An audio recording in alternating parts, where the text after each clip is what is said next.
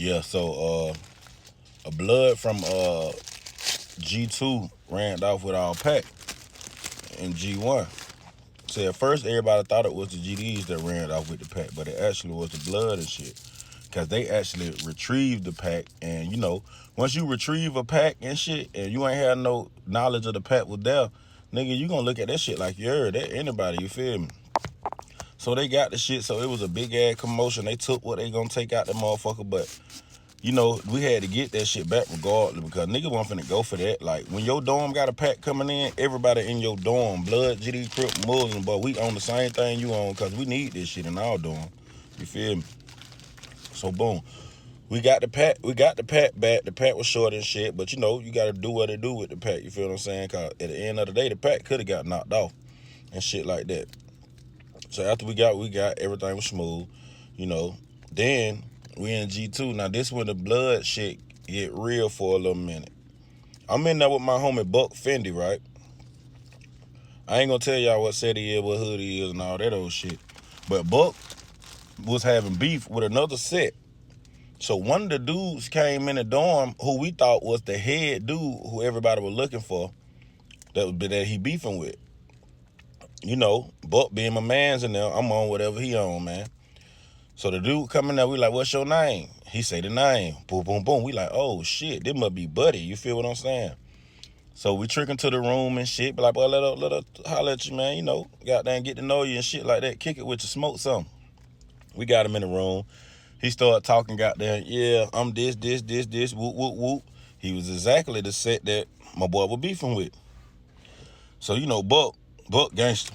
Buck bomb off on him. After Buck bomb off on him, I bomb off on him and hold him down. Now, the shit so crazy. This how niggas ain't really like that in prison, man. After we broke this nigga down to his knees, it's just two of us, bro. Brooke ain't that big. I was decent size, but I wasn't big as I am now. We broke him down to his knees and shit.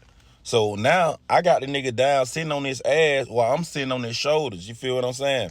Got a head in between my legs and shit with the knife out. He and that motherfucker got down.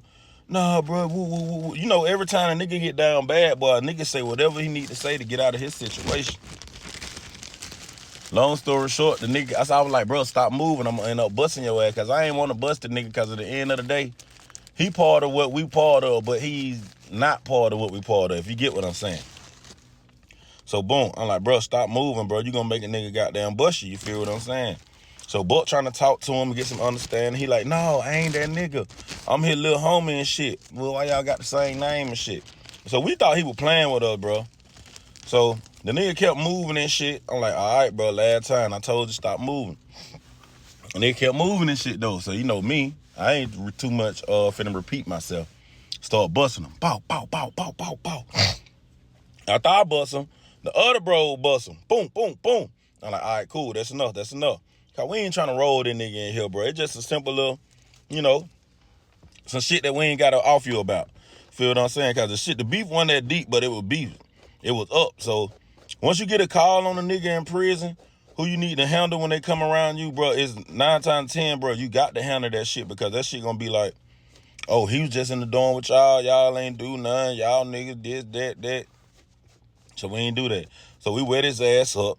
Now, after you wet a nigga up, you got to find a way to get clean this nigga off without causing a big ass scene in prison and shit. So after we wet him up, we went and got some shower shit and made him get in the shower. We got to put the towel on their head when he walked out the dorm. Because if you don't put the towel over their head when they stabbed up and shit, everybody gonna see the blood, or the officer might see the stab wounds in the blood. We walk into the shower. He in the shower, getting his shower, we giving him shower duty. You feel what I'm saying?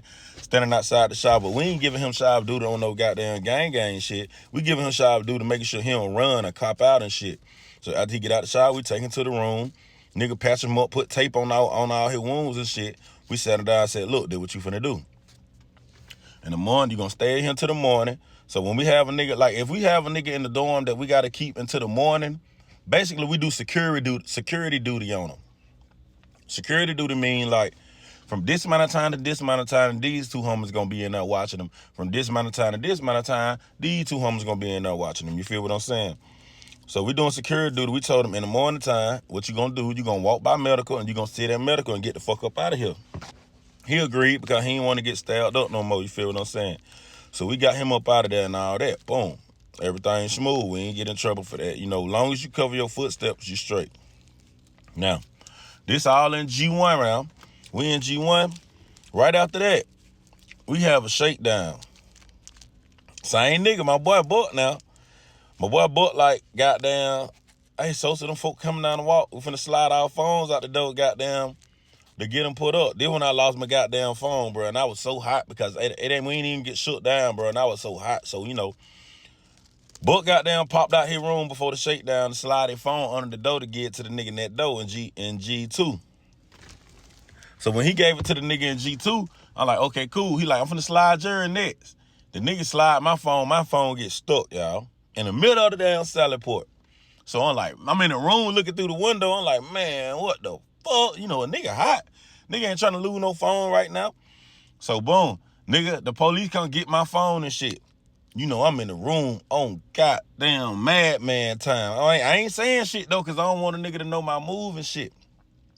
So boom, they come out, they open the doors and shit. They got a free phone out of her, bro. These folk did not come shut down. Everybody know I'm mad as fuck. But in my head, I say, but listen, I had too much going on and shit. I need to get me a phone right now. All right, boom. It's a homie in there motherfucker who really, he owed me for real. For some stupid shit he did when I got knocked out. Actually, he was the reason I got knocked out. He the reason why we supposed to got shut down and shit, and they playing all these lockdown games with us. So you know me, I'm like, I come up with some shit to make it where I'm finna get this shit. So I get the homie phone. I'm like, boy, look, boy, you did all this shit, boy. I just lost my phone, boy. Come on with that phone and shit. You feel what I'm saying?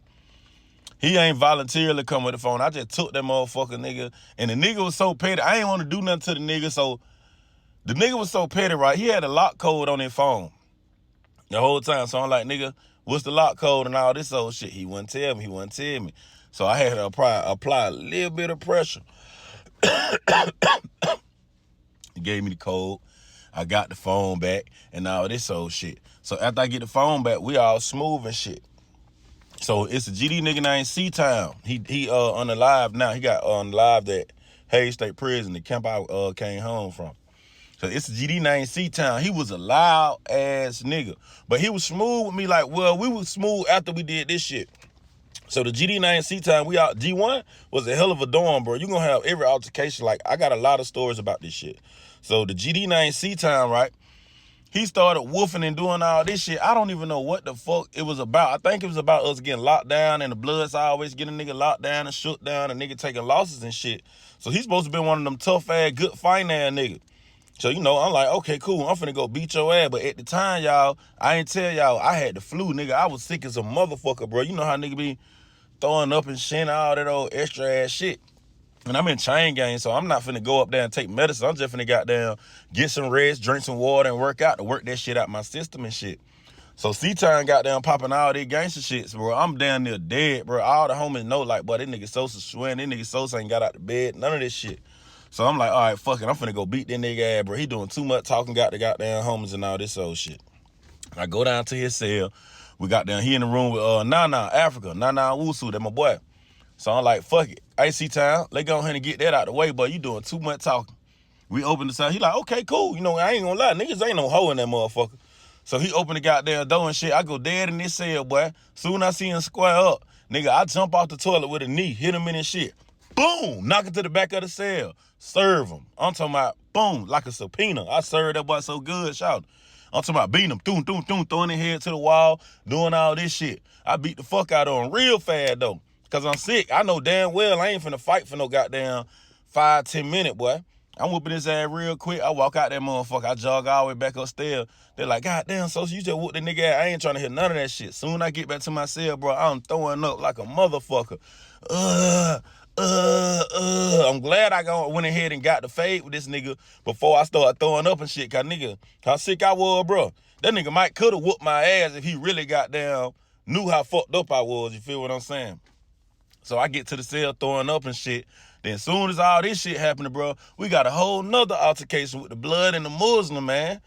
Matter of fact, I'm finna tell